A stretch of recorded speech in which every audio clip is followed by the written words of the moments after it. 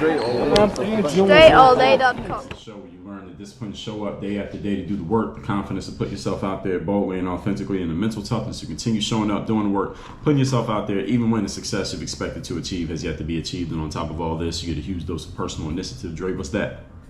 That's the go-getter energy that moves any one of us, including yourself, to go and make things happen instead of wait for things to happen. And then we put all this together into a series of frameworks, approaches, insights, strategies, and techniques all underneath the umbrella of one unifying philosophy that is called Work on Your Game. My name is Dre Baldwin, also known as Dre All Day, and welcome to the show.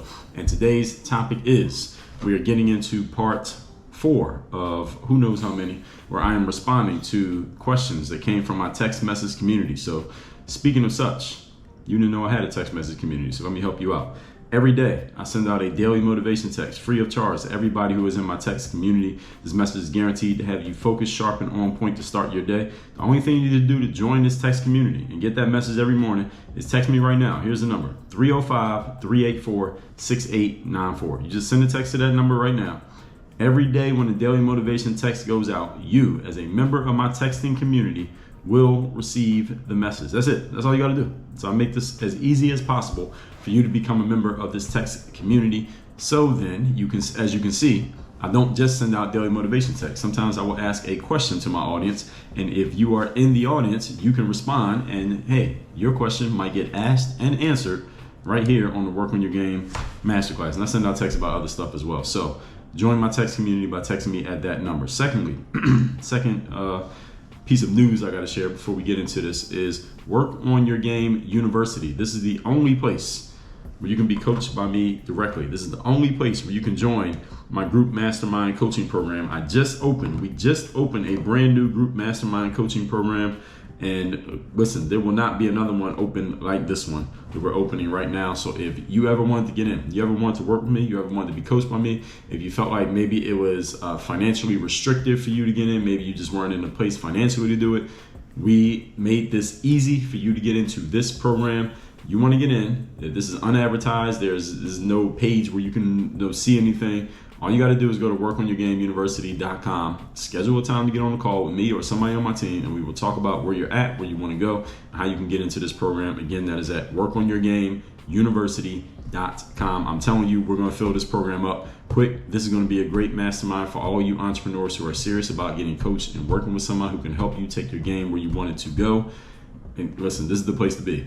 All you talking about, you want to be around like-minded people, this is your chance. All right, do not say you did not have a chance or you didn't know what to do. You know what to do. All right, no claiming ignorance out here. All right, ignorance is not acceptable in 2023 and moving forward. All right, workonyourgameuniversity.com. So now with that said, let's get into this. We are in what part is this? Part 4? Part 4 of Dre answering questions from my text community. Number 18, this is a question from Mason in Edmonton. Shout out to Canada. Again, representing with questions. Mason says, what is the biggest key for discipline?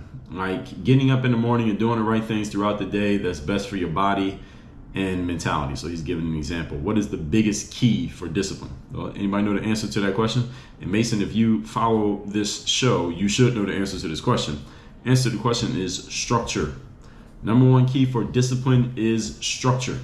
So handling the third day is about having a structure in place that makes handling the third day easy.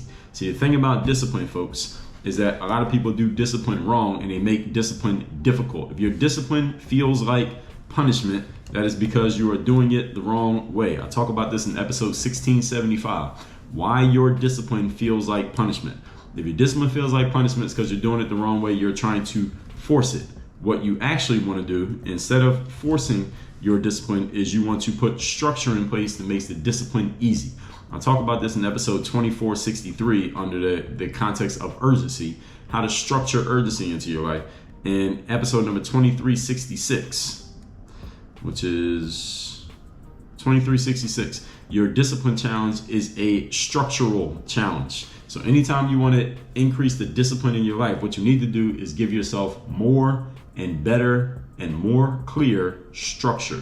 When the structure is there, the discipline comes out the bottom of the funnel. So structure goes in the top of the funnel, discipline comes out the bottom of the funnel. And I talk about this in my book, The Third Day. So Mason, If you have not yet read my book, The Third Day, I'm assuming based on your question that you either didn't read it or you got it and you didn't read it yet, or you don't have it, you got it, you didn't read it yet, or you didn't know about it. I'm assuming that you didn't know about it. So go to thirddaybook.com, thirddaybook.com. Order your free copy of the book. All you gotta do is cover shipping. You're in Canada, so the shipping is, the shipping is either $29 or $19, one of those. Pay the shipping, and we will send that book to you for free. All you do is cover the shipping and send that book up to you in Edmonton. So number one key to discipline, everybody, is structure. Everybody got it? With the right structure, you can be disciplined at pretty much anything. Number 19, topic again today is I'm answering text message questions. This is from Jose in Provo. All right, so Provo, shout out to Provo, shout out to Utah. I know a lot of people out there in the, what is that? It's not necessarily the West. What is it? Like the greater Northwest, Midwest? What do you call that area? Well, whatever it is. Shout out to Utah. Jose says, why has dating become so challenging in this day and age? Well, Jose, maybe it's challenging for you. Now let's talk about specifically why it's challenging for you. Well, we can't do that because Jose did not give us any other context besides this. Why has dating become so challenging? So let's assume that it's challenging for Jose. So first of all, Jose, let's first of all get clear on what's made it challenging. Or do you know what you're looking for when it comes to dating? Do you know what you want? Usually when, yeah, I would say usually. I'm thinking if I want to say usually. Let's just say usually for now. Maybe I'll change that in a second. When someone finds dating challenging, it's often because they're unclear on their outcome, their desired outcome of what they want. A man or a woman, what are you actually looking for in dating? When you're not sure what you're looking for, you could come across anything and be disappointed because you're not quite sure where you want to go. You could find a flaw in anything and then say, well, this is not exactly what I wanted. So dating becomes challenging when people are not clear on what outcome they want. And also, even if you are clear on what outcome you want, Jose, where are you looking? From what pool are you sourcing your fish, so to speak? Where are you fishing? What lake are you fishing in? If you're looking for a long-term wife material, there's a young lady I was speaking to about this just the other day. You're looking for long-term wife material, and she was a lady, but you're a male, I'm assuming, Jose. You don't want to be looking in places where long-term wife material is not hanging out. All right, so you don't want to try to meet your wife at the bar. All right, you don't want to try to meet your wife on Tinder. All right, so you don't want to try to meet your wife at a nightclub, all right, or at the strip club. See, you got to be fishing in the lake of wife material women, assuming that you're looking for a woman. And that's my area of expertise. If you're looking for a man, I can't really help you because I wouldn't know where to tell you to look. But assuming that you're looking for a woman and you're a man, you got to be looking where wife material is actually hanging out, which is where? Where would that be for you, Jose? Are you a member of any, and I don't know Jose's age or anything about him, are you a member of any professional groups where professionals meet? Are you a college student? Are you in any alumni groups for the college that you did attend? What are you doing professionally yourself? All right, where do you hang out when you are not at work? What friends do you have? The law of association. Are you associating with people who are in relationships that usually know people who are relationship quality individuals? People who are in relationships usually have friends that are relationship level folks they may have some friends who are not in relationships. And over time, eventually you don't have any friends who are not relationship material. So you got to catch on to these people quick.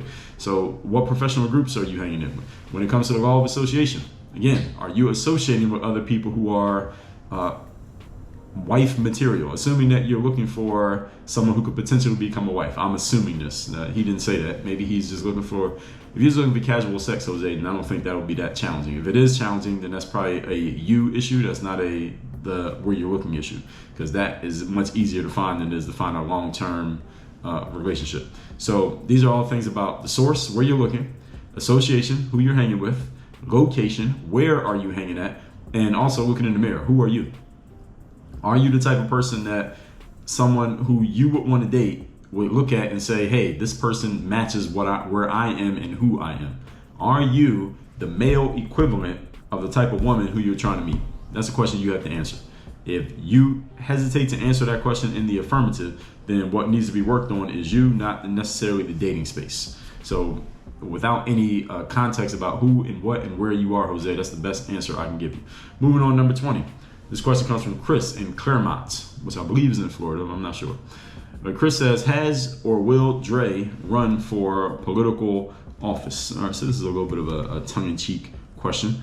but I will answer it because I told you I'm going to answer it. So I talked about politics and why I would not get in politics, why I would fail in politics in episode number 1667. So Chris, I'm not sure you heard that episode, but I did address this in episode 1667. The short answer is, well, that's the long answer is this episode. Short answer is no, I would not get involved in politics. First of all, you got to do a lot of pretending to be in politics. And I personally, I'm too direct. I like to keep things real. I like to be honest with people. A little bit too much to be a politician. I would not survive in any high level political space simply because I would tell the truth too often, and telling the truth, you're going to piss off half the people, and you piss off half the people too often, and you keep pissing off half the people everywhere you go, eventually you're not going to have enough votes to win. So I would fail miserably in politics. So no, I would never get involved in political office. So that's my answer to that. Next, number 21 comes from Dawn, and I'm answering questions from my text community here in this series. Number 21 comes from Dawn in Omaha. Shout out to Omaha. Dawn says, how did you know the woman you love was the one? This is a good question. So this goes back to Jose's question 2 questions ago about the dating market. Is first of all, you got to know what you're looking for. You have to know who or what you're looking for. Now, when I met the woman I love, to answer using your language here, when I met her, I was not necessarily looking for a relationship. I was just open to whatever I happened to come across. If it ended up being casual and short term, that was fine. If it ended up being long term, that was fine. Now, I want you to understand, Dawn, I believe Dawn is a female, that for males, we have a little bit longer shelf life when it comes to settling down in a relationship than women do, simply because a man's value in the marketplace is based on his ability to provide resources, whereas a woman's value in the marketplace is based on her fertility and her looks. I mean, that's pretty much how it works. Can we all agree? So a woman's fertility and looks start to fade as she gets older, whereas a man's ability to provide resources actually increase as he gets older. Usually men make more money when they get older, and women, their value, their sexual marketplace value, so to speak, goes down as they get older because the looks begin to fade and their fertility begins to go away. So men and women are actually going in opposite directions on the escalator, so to speak. The woman is going down, the man is going up. So I was already in my 30s, but I was not in a rush to settle down and find anything necessarily. So it just kind of happened organically. We got to know each other, we spent time together, and the more we got to know each other, it just blossomed into a relationship. So it wasn't any like one moment that I was like, and I know men who have had that one moment where there was a guy I knew, I can't remember where I knew this guy at, but he was working for a company and he was in charge of doing the job interview. So someone wanted to come in for an interview, he would do the interview. And this woman came in for an interview and he interviewed the woman. And after the interview, his colleague said, well, how'd the interview go? And he said, I just interviewed the woman that I'm going to marry. And he actually did end up marrying that woman. He knew right there that was going to be his wife, and that woman did end up being his wife, and I believe to this day still is his wife. Now, for some people it happens that way. It did not happen that way for me. That was something that, for me, it was something that gradually occurred. It grew into a relationship, but for others, it's kind of that love at first sight type of thing. But it still goes back to what I told Jose here to answer your question, Dawn, is you got to know what you're looking for. If you're in the marketplace for dating, you have to know what you're looking for. You have to look in the right place. You have to be hanging in the places where the right people are. You need to be hanging around the type of people who you want to meet. And you got to look in the mirror. Most importantly, you got to look in the mirror and ask yourself, am I fitting of the type of person who I'm trying to meet? If I'm trying to meet someone who is these 7 things, do I match the 7 things that I'm looking for in a person? Because if you don't match, then you could come across that person every day. They're not going to be interested in you because you're not matching what they will be looking for. So this is the kind of reverse psychology work that we all have to do on ourselves. Dawn didn't even ask that, but I'm answering it anyway. Moving on, number 22. I'm answering questions from my text community. This is from Nayholm, Nahom. I may be mispronouncing his name. And he's from Akokik, which I don't know where it is. Akokik.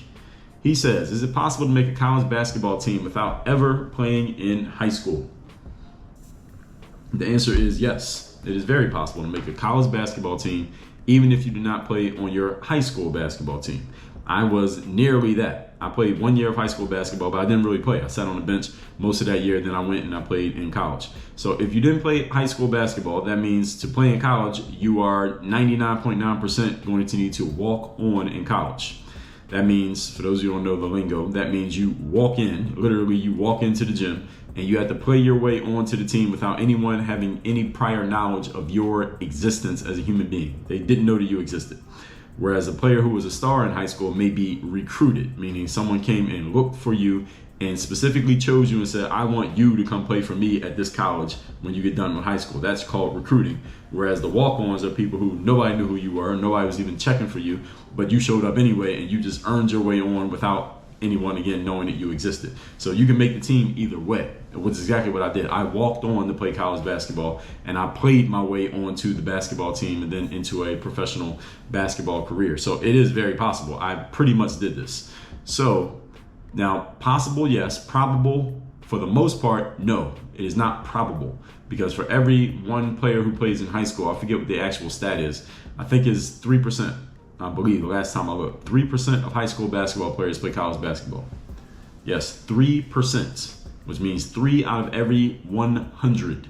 That's 1 out of every, let's say, 33 players who play high school basketball play college basketball. Now, if there are 12 players on the high school basketball roster, that means about out of every 3 high schools you know of, 1 out of those 3 schools' teams is going to, 1 player from all 3 schools play college basketball on average. 1 player from every 3 teams combined plays college basketball. That is an actual statistic. That is how it works. So is it possible? Yes. Is it probable based on those statistics? No. But doesn't mean you can't do it. You can do it. It depends on, and we go back to the previous couple questions we got from athletes asking about making a team in sports. Your ability to play is the most important thing, because this is a meritocracy. It's the closest to a meritocracy you're going to see. You have to actually be able to play. Now, who knows if you can play or not? Based on every athlete I've talked to over the last 20 years, every one of them claims that they're basically Michael Jordan, and just the second carnation of Michael Jordan, if you ask them if they can play or not. But your results tell us whether you can play or not. Not your mouth, your results. So your ability to perform on the court tells us whether you can play or not. And then if you're going to play college basketball, you got to pick a college. What college are you attending? You got to pick a college, because you're not going to be able to talk your way onto a college basketball team if you don't have any high school. You didn't play in high school, so you have no footage. First thing a coach would ask, if I'm an assistant coach at a college and you reach out to me and say, hey, Dre, my name is Nayholm. I want to play college basketball for your school's team, and I'm an assistant coach on that team. First thing I want to know is, where'd you play at last? What is your resume? What is your pedigree? I want to know what you have done up to this point. Why? Because number one indicator of future performance is past performance. I want to know what your past performance was. Now, you don't have any past performance. You have 0. So that indicates your future is going to be 0, because your past was 0. All right, that's the way that people look at things. I'm not saying you're a 0, Nayholm, but this is the way people are looking at things. So what you need to do is pick a school, and then you need to show up and actually play so you can show that you can play. And at that point, what you did in high school may become irrelevant, because you are showing your game so much on the spot. So when I walked on in college, I was at Penn State Abington, which is right outside of Philadelphia. I didn't go to Penn State Abington because I'm like, hey, they had a basketball program that I can play for. I went to school because I was going to school. I said, whatever school I go to, I'm going to walk on to the basketball team. I don't care where it is. I'm just going to walk on wherever I end up. So I ended up at Penn State Abington, and I got on the court and I started playing pickup with the returning players from the basketball team.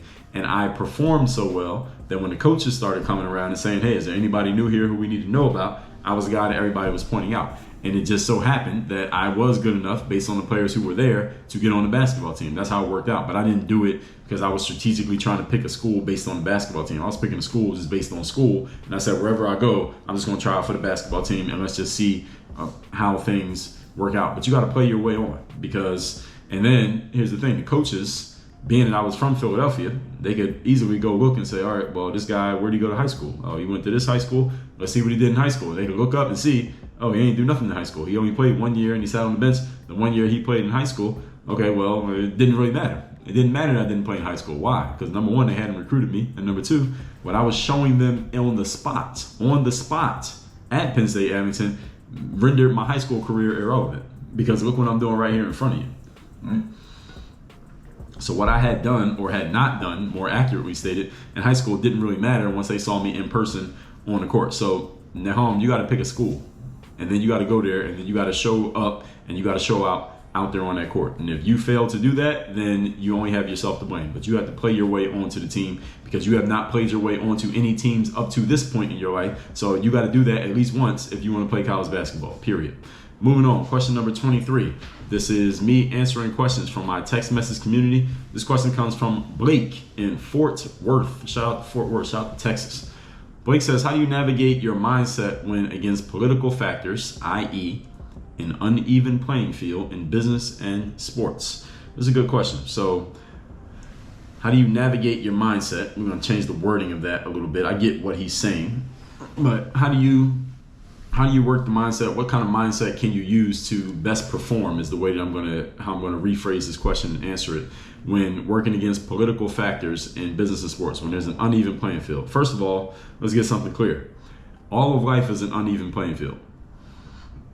All of life is an uneven playing field. There's nowhere in life where the playing field is going to be perfectly even for everybody who's involved. Never, ever, ever. All right, you play basketball, for example. There are some guys who are 6'7", and there are some guys who are 5'7". Is that an even playing field? No. But is there anything we can do about that? Technically, not really. Should we do anything about it? Hell no.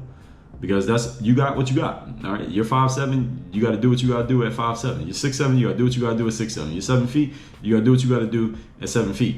The thing about life, folks, is that it's never going to be a perfectly even playing field, and there will always be some people who have unfair advantages over others. And I've talked about this on this show. Let me see if I can find the episode. There's a certain language that I use if I can find it. But I talked about this in episode number 2264, how to turn any situation to your advantage, and also episode 1957, which I call the ethical unfair advantage. This is what I'm talking about. The ethical unfair advantage. If me and you are playing basketball against each other, I'm 6'7" and you're 5'7", I have an ethical unfair advantage against you. Why? Because in basketball, the rim is 10 feet high. So basketball is a sport of height. It is a sport of size, length, and height. The taller you are, the better chances you have of making it as a basketball player. This is just how it works. So the ethical unfair advantage is height in basketball. Therefore, if you are not that tall, you are relatively average size as a person. Average male height is about 5'7" or 5'9". I forget which one it is. Either one is short for basketball players. Either one of those puts you at a disadvantage in basketball. Now, does that mean you should never play basketball? You don't have a chance? No, you can play. Do you have a chance? You have a chance. Is it a good chance you're going to quote unquote make it? No, there's not a good chance you're going to make it because you're playing a game of height and you don't have any. All right, so you're already starting off behind the 8 ball. This is simply what it is. Your job in life is to find the place where the ethical unfair advantage favors you and then exploit that advantage. Let me say that again. Each one of you, your job in life is to identify where the ethical unfair advantage favors you and exploit that advantage. So if that advantage is not in basketball because you're 5'6", then maybe basketball is not going to be your thing in life. Doesn't mean you cannot like basketball. Does not mean you cannot play basketball. But it probably does mean you probably shouldn't set your sights on making a career out of basketball.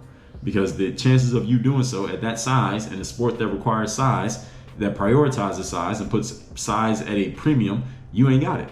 All right, so you're trying to fit a square peg into a round hole. It's a bad idea. It's a bad business move. All right, you understand what I'm saying? You're playing the odds. The odds are against you. It's a bad business move. You need to figure out where you do have an advantage. It may be in intelligence. Maybe it's in communication skills. Maybe it's your ability to write. Maybe it's your ability to help other basketball players get their careers going. The guys who are 6'6", you can help them out. Even though you didn't have the height, but you have the passion for the game, maybe you can channel that passion into something else, like being an agent or being a marketer or being a coach or being a trainer. Maybe you can get into the game in another way. Many of the coaches, trainers, agents, marketers in the sports world, for example, I'm just using sports as an example here, and I'll get back to Blake's question. They got into the role that they got into not because they were so amazing at that thing, but because they had a passion for the thing, the sport, but they couldn't quite play it, but they found another way to stay involved in the game. Now, going back to Blake's question here, which is when there's an uneven playing field, and this applies in sports the same way it applies in business, because he said in business or sports. It applies in business the exact same way. Sometimes someone has an advantage that you don't have. All right, you're up for a promotion, and the boss's son is also up for the same promotion. There's a good chance the boss's son is going to get it. Why? Because the boss wants to move his son up and help the son, get to the next level in the company. All right, if my son was up for a promotion against you, guess who I'm picking? I'm picking my son. I'm probably gonna pick my son, even if you're better than him. I'll come up with a story that tells me why he's better than you. And one reason is because he's my son and I'm the one making the decision. That's how it works. So when there's an uneven playing field, your job is to either A, get off the uneven playing field and go find one that's get off the one that's uneven against you and go find one that's uneven in your favor. That's one thing you can do. Where do I have an uneven or an unfair advantage, ethical unfair advantage against my opponents that I can exploit? You need to go to the place, you need to position yourself where that happens for you. We call that positioning, and that's what we do in business. You position things to where it gives you the advantage, or you can stay in a place where the uneven playing field may be working against you and just learn how to navigate that space. Understanding that things are uneven against you, understanding that's the way that it's going to be, and you stand in that space and just figuring it out because you decided to stay there, knowing that the situation was the situation. So this is just a matter of choice, how you want to play it. So this is a choice that you just get to make. Great. Thanks for the question. So with that said, let's recap these questions from today's episode. This is Dre answering questions from my texting community. The last question I think was 17, so we started 18 today. Mason said, what's the biggest key for discipline? Number 19, Jose said, why has dating become so challenging in this day and age? Number 20, Chris asked, would Dre ever run for political office? Number 21, Dawn asked, how do you know the woman you love was the one? Number 22, Nayholm asked, is it possible to make college basketball team without playing in high school? And number 23, Blake says, how do you navigate your mindset when against political factors like an uneven playing field in business or in sports? So with that said, tomorrow we'll pick up where we left off and answering questions from my text community. So if you want to be in my text community and get my daily motivation message every single day, also I want you to text me and let me know the best thing you got from today's class. Text me at my number 305-384-6894, and every day when the daily motivation goes out, you'll be receiving that message. Secondly, Work on Your Game University. That's the only place where you can be coached by me, work with me directly, get direct access to me, join my group program, get into our masterminds, and start connecting with like-minded people that I will have gathered and curated all into one place. That is all at Work on Your Game University. We got a new group coaching program we just opened that has not even been advertised yet. Go to workonyourgameuniversity.com. Work on your game. Dre all day.